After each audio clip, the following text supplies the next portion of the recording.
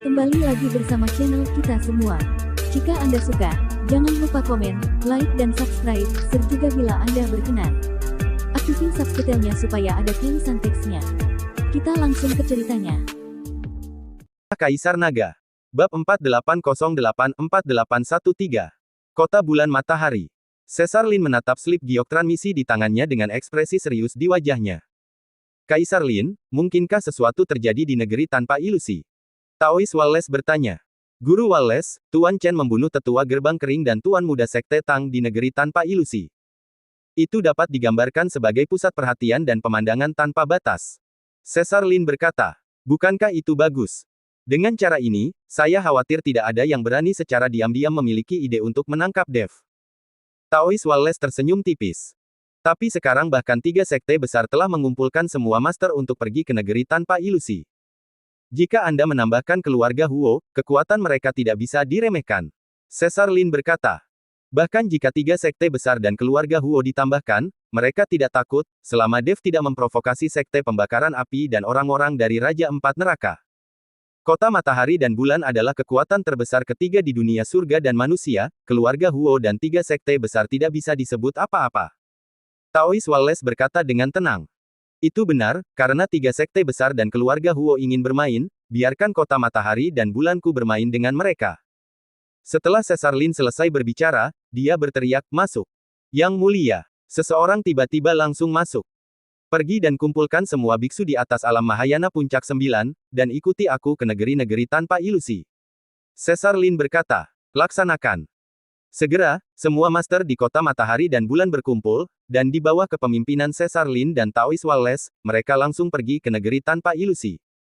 Meskipun tangga ke langit belum muncul, Caesar Lin sudah tidak sabar, dia harus memastikan keselamatan Dev. Untuk sementara, negeri tanpa ilusi menjadi bergejolak, dan jumlah biksu meningkat tajam, dan mereka semua adalah master di dunia tersembunyi. Keluarga Huo, sebagai tuan di negeri tanpa ilusi, juga mulai berhati-hati. Apakah kamu sudah mengetahuinya? Mengapa tahun ini begitu banyak orang tiba-tiba datang? Entah dari mana mereka. Eugene Huo, patriark keluarga Huo, bertanya. Setiap kali tangga ke langit muncul, tidak akan ada begitu banyak biksu, apalagi sekarang tangga ke langit belum muncul, masih belum diketahui apakah itu 100% muncul di negeri tanpa ilusi. Tapi sekarang sejumlah besar biksu telah bergegas, yang membuat Eugene Huo sedikit khawatir. Patriark, Dev itu telah membunuh tetua ketiga gerbang kering, dan juga membunuh tua muda Tang, putra sekte Tang. Dia benar-benar menyinggung 3 sekte besar, jadi 3 sekte besar mengumpulkan semua master untuk datang ke negeri tanpa ilusi dan membalas dendam pada Dev.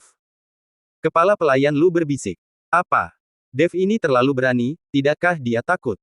Eugene Huo sedikit mengerutkan kening, bertanya-tanya apa yang sedang dilakukan Dev. Itu karena dia masih muda dan bersemangat. Dev ini dapat dikatakan menjadi pusat perhatian di gerbang Dao, tetapi pada saat yang sama dia telah memprovokasi banyak musuh untuk dirinya sendiri. 3 sekte besar tidak akan membiarkan Dev pergi, dan 3 sekte besar juga mengirim seseorang supaya keluarga Huo kita bergabung, untuk memenggal kepala Dev yang sombong. Kepala pelayan berkata, bergabung. Eugene Huo merenung, dan kemudian bertanya, apakah Anda telah menyelidiki kekuatan di belakang Dev dengan jelas? Jika tidak, dia dapat mengandalkannya untuk mundur sebentar, beraninya dia begitu sombong. Penyelidikannya sudah jelas. Dev ini ada hubungannya dengan adalah kota Matahari dan Bulan milik Caesar Lin. Kali ini dia datang bersama Dev dan Putri Kota Matahari dan Bulan. Agaknya, Dev dan Putri Kota Matahari dan Bulan adalah sepasang kekasih. Kepala pelayan Lu berkata, tidak heran. Jika dia tidak ada hubungannya dengan kota Matahari dan Bulan, anak itu sendiri tidak akan pernah berani menjadi begitu sombong. Ternyata kota Matahari dan Bulan ada di belakangnya. Eugene Huo mengangguk dan bertanya lagi, apakah kekuatan lain juga ada di sini? Orang-orang dari sekte pembakaran api ada di sini, dan orang-orang dari Raja Empat Neraka belum tiba, tapi kali ini ada banyak wajah aneh, dan kekuatan mereka tidak lemah. Saya tidak tahu sekte mana mereka berasal. Kepala pelayan Lu berkata dengan jujur. Sepertinya tangga ke langit tahun ini tidak mudah. Saya akan memberi tahu Anda, keluarga Huo kita tidak akan berpartisipasi dalam pertempuran apapun, dan sumber daya di tangga ke langit tidak akan direnggut. Kita hanya akan melakukan pekerjaan yang baik untuk memastikan bahwa setiap orang berada di negeri tanpa ilusi. Terutama Dev, tidak ada orang dari keluarga Huo yang diizinkan untuk membalas dendam padanya, biarkan saja orang-orang tiga sekte besar yang melakukannya. Pada saat kota matahari dan bulan dan orang-orang tiga sekte besar bertarung, kita akan melihat kegembiraannya dengan baik. Eugene Huo segera menganalisis pro dan kontra, lalu memberi perintah. Dimengerti. Steward Lu mengangguk dan pergi. Negeri tanpa ilusi, Gerbang Dao. Dev tidur-tiduran di sebuah rumah besar milik kota matahari dan bulan di Gerbang Dao. Ya, Dev saat ini sedang memikirkan percakapannya dengan Zaris Ning. Dia merasa sangat akrab dengan mata orang itu, tapi dia tidak bisa memikirkannya. Selain itu, Dev sedikit terbiasa dengan aura pihak lain, jelas bahwa dia adalah seseorang yang tidak dia kenal. Bagaimana saya bisa merasa akrab dengan orang asing? Dev berbaring di tempat tidur, wajahnya bingung. Adik ipar, ada kabar baik, ada kabar buruk, mana yang ingin kamu dengar? Pada saat ini, Kaizen bergegas ke kamar dan berkata kepada Dev. Kabar baik apa, kabar buruk apa? Dev bertanya. Kamu bilang dulu, mana yang kamu dengarkan? Kaizen bertanya. Kabar buruk. Dev berkata. Kabar buruknya adalah tiga sekte besar mengirim semua master untuk datang ke negeri tanpa ilusi untuk membalas dendam kepadamu. Kaizen berkata. Aku sudah mengharapkannya sejak lama. Dev tidak terkejut, lalu bertanya, lalu apa kabar baiknya? Kabar baiknya adalah ayah saya membawa semua master minimal puncak 9 alam Mahayana atau lebih dari kota matahari dan bulan. Kaizen berkata sambil tersenyum. Begitu cepat. Dev sedikit terkejut. Sebelum tangga ke langit muncul, Caesar Lin membawa semua orang ke sini.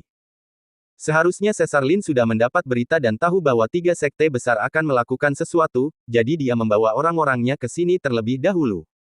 Setelah ayahku datang, kamu tidak perlu takut.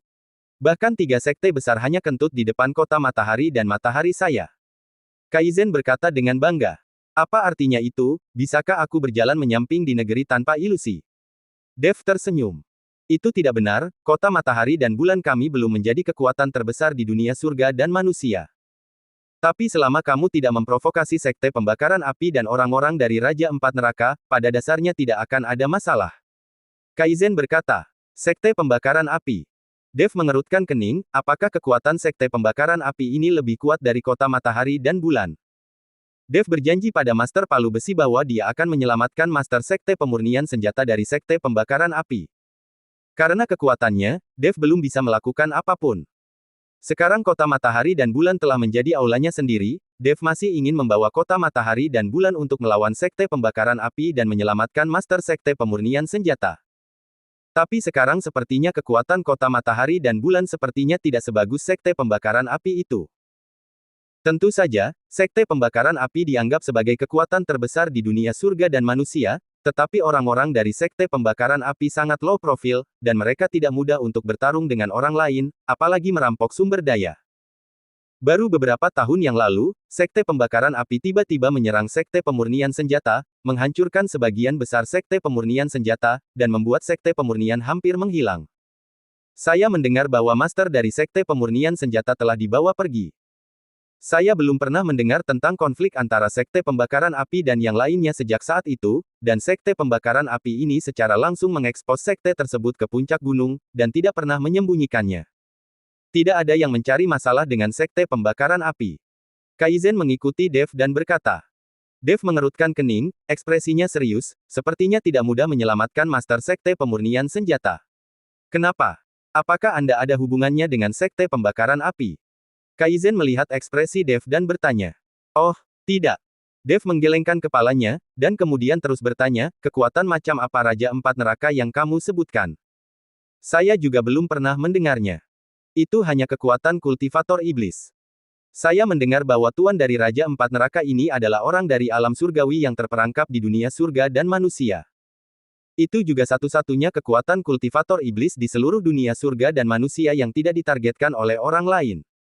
Kaizen berkata, di dunia surga dan manusia di mana kultivator iblis ditargetkan oleh semua orang, jika kultivator iblis ingin bertahan hidup, mereka harus bersembunyi. Sembunyikan, jika tidak, Anda harus pergi ke kedalaman gunung iblis surgawi untuk bertahan hidup. Dan Raja Empat Neraka ini tampaknya terjebal di dunia surga dan manusia, tapi tidak ada yang berani menargetkan mereka. Tampaknya kekuatannya kuat, tetapi tidak peduli identitas dan asal-usulnya seperti apa. Negeri tanpa ilusi, jalan di Gerbang Dao. Seorang pemuda yang mengenakan jubah emas dan hitam berjalan dengan angkuh di jalan. Ketika semua biksu melihat pemuda ini, mereka semua menunjukkan sedikit keterkejutan, dan kemudian menghindar dari kejauhan. Di belakang pemuda itu, 8 biksu yang juga mengenakan jubah hitam mengikuti dengan cermat. Mata 8 orang ini lurus, satu persatu seperti pedang terhunus. Ketajaman tubuhnya begitu tajam sehingga orang tidak berani melihatnya secara langsung. Rombongan 8 Master Transformasi Negeri Peri. Siapa yang berani memprovokasi rombongan semacam ini? Tuan Muda Ming dari Raja Empat Neraka ini sangat terkenal setiap saat, aku sangat iri padanya. Rombongan dengan 8 Master Transformasi Negeri Peri, aku tidak berani memikirkannya selama sisa hidupku. Tahun ini, gerbang Dao ini sangat ramai. Orang-orang dari Sekte Pembakaran Api, Kota Matahari dan Bulan, dan Raja Empat Neraka semuanya datang lebih awal. Banyak biksu bersembunyi jauh, berbicara dengan suara rendah. Pemuda itu mengambil 2 langkah, lalu memberi isyarat kepada seorang biksu di pinggir jalan. Biksu di puncak 9 alam Mahayana ini, seperti pesek, berlari jungkir balik. Tuan Muda Ming, apa perintahmu? Biksu itu bertanya. Saya mendengar ada seorang anak bernama Dev di gerbang Dao. Dia tampaknya sangat sombong, lebih sombong dariku. Tuan Muda Ming bertanya. Di mana, itu hanya seorang biksu kecil tingkat 3 alam Mahayana, di mana dia bisa dibandingkan dengan Tuan Muda Ming. Tuan Muda Ming masih muda dan menjanjikan, dengan bakat luar biasa, naga di antara orang-orang. Biksu itu menyanjung Tuan Muda Ming. Puff! Tuan Muda Ming melambaikan tangannya, dan biksu puncak 9 alam Mahayana langsung berubah menjadi kabut darah. Aku hanya ingin mendengar kebenarannya, apa yang kamu lakukan dengan menyanjungku? Tuan Muda Ming berkata dengan enteng. Ketika para biksu di sekitarnya melihat ini, satu persatu, mereka tampak ngeri. Orang ini murung dan mungkin telah kehilangan nyawanya. Kemarilah. Tuan Muda Ming itu dengan santai menunjuk seorang biksu dan berkata. Biksu itu berjalan dengan gemetar, tubuhnya gemetar, wajahnya penuh ketegangan. Jangan gugup, aku tidak tahu cara memakan orang. Tuan Muda Ming tersenyum tipis, lalu bertanya, katakan padaku, apakah pria bernama Dev itu sangat sombong? Ya, Dev itu sangat sombong, dan dia memenggal kepala tetua ketiga gerbang kering dengan pedang di depan umum, dan berteriak bahwa siapapun yang berani tidak patuh, dia akan melakukannya. Biksu itu buru-buru berkata, lebih sombong dariku. Tuan Muda Ming terkejut. Biksu itu ragu-ragu sejenak, tidak tahu bagaimana menjawabnya. Jika aku bertanya, beraninya kamu tidak menjawab. Wajah Tuan Muda Ming tiba-tiba menjadi dingin, lalu dia menamparnya dengan telapak tangan. Telapak tangan ini mengandung energi jahat yang tak ada habisnya, dan langsung menamparkan biksu itu ke tanah, daging dan darahnya menghilang, hanya menyisakan tulangnya, yang sangat menakutkan. Tuan Muda Ming, ini adalah gerbang Dao. Bukankah agak berlebihan bagi Anda untuk melakukan ini? Pada saat ini, seorang pria dan seorang wanita berjalan keluar. Keduanya mengenakan jubah merah menyala. Ayo, mintalah cinta, apakah kalian berdua saudara laki-laki dan perempuan ingin mengurus urusanku? Melihat pengunjung itu, Tuan Muda Ming tersenyum dingin. Kalian Raja Empat Neraka juga salah satu manajer gerbang Dao. Jika Anda membunuh tanpa pandang bulu di sini dan menyebabkan kepanikan, apakah Anda akan membayar tanggung jawab ini? Dan kami juga dari Sekte Utama. Selama kami memiliki kekuatan manajemen di gerbang Dao, kami harus menghentikanmu. Katanya dengan sungguh-sungguh. Kamu tidak berpura-pura berada di depanku, seolah-olah kamu belum pernah melihat orang membunuh siapapun. Orang itu bernama Dev, bukankah dia juga membunuh orang di depan umum di gerbang Dao, mengapa kamu tidak meninggalkannya sendirian? Menyingkirlah, jangan ganggu aku masih mencari Dev, dia sangat sombong di gerbang Dao, dan jika dia menyamai kesombonganku, aku tidak akan terima. Tuan Muda Ming sama sekali tidak takut, dan melambaikan tangannya. Cahaya dingin melintas di matanya, Tuan Muda Ming, kamu bisa menjadi sombong di depan orang lain. Di depan Sekte Pembakaran Api kami, Anda tampaknya tidak memiliki kesombongan, kan? Begitu dia mengucapkan sepatah kata, semua orang dari Sekte Pembakaran Api di belakangnya menyebarkan aura. Tuan Muda Ming sama sekali tidak takut, saudaraku, jangan pikir aku tidak tahu, ayahmu sedang mundur dan belum keluar. Tanpa ayahmu, kalian saudara laki-laki dan perempuan hanyalah kentut, jadi pergilah dari sini. Tuan Muda Ming melambaikan tangannya dengan tidak sabar. Apa-apaan yang kamu bicarakan? Mencari kematian, kan? Begitu dia mengerutkan kening, dia harus melakukan sesuatu pada Tuan Muda Ming itu. Kakak. Wanita itu menghentikan saudaranya, sebelum ayahku mundur, dia menyuruh kita untuk tidak memprovokasi yang benar dan yang salah. Wajahnya memerah dengan marah, Tapi dia hanya memelototi Tuan Muda Ming, lalu pergi. Melihat saudara-saudari pergi, Tuan Muda Ming mengangkat sudut mulutnya dengan jijik di wajahnya, dan perlahan-lahan berjalan ke kedai di samping. Melihat pengunjung itu, orang-orang di kedai itu langsung menyingkir. Pemuda ini juga terkenal. Tuan Muda Ming menyesap anggur dengan hati-hati, dan 8 biksu di transformasi negeri peri berdiri tegak di belakangnya. Rombongan ini luar biasa. Tiba-tiba, aura menakutkan perlahan menyelimuti seluruh kedai, dan kemudian seorang lelaki tua berambut merah dan wajah mengerikan perlahan mendekat. Tuan Muda Ming, penguasa takut Tuan Muda Ming akan berada dalam bahaya, jadi dia mengirim menteri tua untuk mengikuti Tuan Muda Ming. Orang tua itu berkata dengan hormat di depan Tuan Muda Ming. Hantu berambut merah, katakan saja kamu di sini untuk memata-matai aku, apa yang kamu lakukan dengan begitu banyak omong kosong.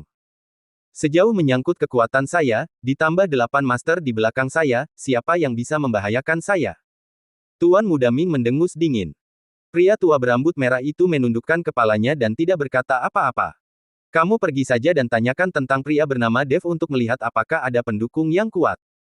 Jika hanya ada satu kota matahari dan bulan, itu akan terlalu membosankan. Kota matahari dan bulan terlalu lemah dan itu tidak layak. Tuan Muda Ming berkata kepada lelaki tua berambut merah itu. Baik, Tuan Muda. Setelah berbicara, tubuh lelaki tua berambut merah itu menghilang dalam sekejap. Saya sangat berharap Dev ini memiliki pendukung yang kuat, jadi ini akan lebih menarik, jika tidak, perjalanan ini akan terlalu membosankan. Tuan Muda Ming mengguncang gelas anggur di tangannya dan berkata. Wilayah kota matahari dan bulan di gerbang Dao. Dev bisa dengan tenang berlatih. Tidak ada yang mencari masalah lagi. Dev juga bisa berlatih dengan baik. Pada saat itu, dia bisa naik satu tingkat lagi ketika dia menaiki tangga ke langit. Dev, jangan berlatih lagi. Tuan muda dari Raja Empat Neraka ada di sini. Orang ini sangat sombong, lebih sombong darimu. Kaizen bergegas ke bungalow milik Dev dan berkata. Dia sombong, apa urusannya denganku?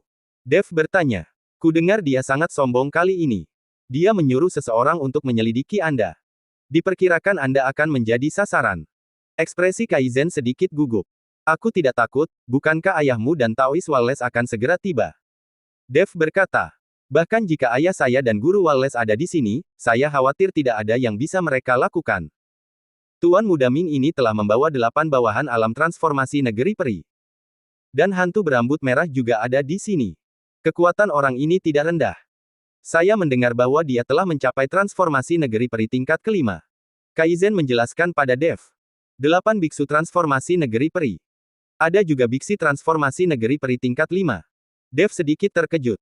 Mengapa Raja Empat Neraka ini begitu mengagumkan? Apakah karena memiliki biksu transformasi negeri peri sebanyak bulu? Lalu apa yang harus saya lakukan? Apakah saya harus pergi ke Tuan Muda Ming untuk mengakui kesalahan saya dan meminta maaf, dan kemudian mengakui bahwa dia lebih baik dari saya? Dev bertanya. Permintaan maaf berguna, maka Tuan Muda Ming tidak sombong. Selama dia mengawasimu, diperkirakan permintaan maaf tidak ada gunanya. Kaizen mengerutkan kening dan berkata. Karena tidak ada permintaan maaf, maka bertarunglah, bertarung saja dan layani. Dev tersenyum acuh tak acuh, lalu kesadaran ilahinya memasuki tubuhnya, dan bertanya kepada Raja Iblis Awan Merah, Senior, Biksu Transformasi Negeri Peri tingkat 5, bisakah Anda menghadapinya? Biksu peringkat 5 Transformasi Negeri Peri hanyalah kentut. Orang tua ini akan menghancurkannya sampai mati dengan satu jari. Selama tubuhmu bisa menahannya, bahkan jika musuhmu dewa, aku bisa menamparnya sampai mati dengan satu telapak tangan. Raja Iblis Awan Merah berkata dengan sangat arogan. Itu bagus, ada senior di sini, apa yang harus saya takuti? Jika dia berani datang padaku, aku akan membiarkanmu membunuhnya. Dev tersenyum dan berkata. Dev, apakah kamu masih bisa tertawa? Jika itu benar-benar tidak berhasil, Anda harus meninggalkan negeri tanpa ilusi. Ini bukan masalah besar jika Anda tidak bisa menaiki tangga ke langit. Mari kita bicarakan dalam 100 tahun ke depan. Kaizen berkata. Jangan khawatir, Tuan Muda mana yang berani menyusahkan saya akan mengalahkannya. Dev menepuk bahu Kaizen. Dev masih sangat puas dengan saudara ipar keempat ini. Orang ini baik untuk dirinya sendiri. Gerbang Dao, kedai minuman. Tuan Muda Ming masih minum anggur, dan tubuh lelaki tua berambut merah itu perlahan muncul. Tuan Muda Ming, ada banyak kekuatan di belakang Dev, hanya saja kota matahari dan bulan masih agak kuat. Tapi sepertinya ada master di balik Dev. Dikatakan bahwa dia sangat kuat dan dapat memenggal kepala orang dan kemudian membangkitkannya kembali. kata pria tua berambut merah itu. Kebangkitan. Mata Tuan Muda Ming berbinar, cukup menarik. Orang yang begitu kuat dapat membangkitkan hasrat saya. Tuan Muda Ming, hanya saja saya tidak dapat menyelidiki identitas orang itu, dan saya bahkan tidak tahu namanya. Kata pria tua berambut merah itu. Jangan khawatir, ketika saatnya tiba untuk membunuh Dev, orang kuat di belakangnya akan muncul secara alami, jadi kita tidak perlu mendatanginya. Tuan Muda Ming meletakkan gelas anggur di tangannya dan berdiri perlahan. Tuan Muda Ming, tidak peduli siapa orang kuat di belakang Dev, Tuan Muda Ming tidak perlu untuk melakukannya. Selama Anda memberi perintah, saya akan membawa 8 biksu, dan kami akan membunuh orang itu. Kata pria tua berambut merah itu. Tuan Muda Ming menoleh dan menatap hantu berambut merah, arogansi tidak sama dengan penghinaan terhadap musuh. Anda harus mengubah masalah ini. Saya bisa menjadi sombong, tetapi saya tidak akan meremehkan lawan manapun. Tapi kamu selalu meremehkan lawanmu. Anda akan kehilangan hidup Anda. Anda disebut pena jahat, tetapi Anda tidak berteriak-teriak. Tuan Muda Ming benar. Saya tidak pernah membenci lawan saya, tetapi orang itu belum memenuhi syarat untuk menjadi lawan Tuan Muda Ming. Pria tua berambut merah itu menyanjuni. Hahaha. Tuan Muda Ming tertawa, kamu benar, berapa banyak orang di seluruh dunia surga dan manusia yang layak menjadi lawanku. Pada saat ini, lusinan orang tiba-tiba muncul di jalan gerbang Dao, yang semuanya agresif, dan mereka bukan level rendah. Sangat sombong. Melihat orang-orang di lantai bawah, Tuan Muda Ming berkata enteng. Berani menjadi sombong di depan Tuan Muda Ming, kalian lelah hidup.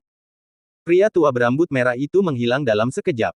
Kemudian mayat muncul di tengah jalan, menghalangi belasan orang. Hantu berambut merah dari Raya Empat Neraka.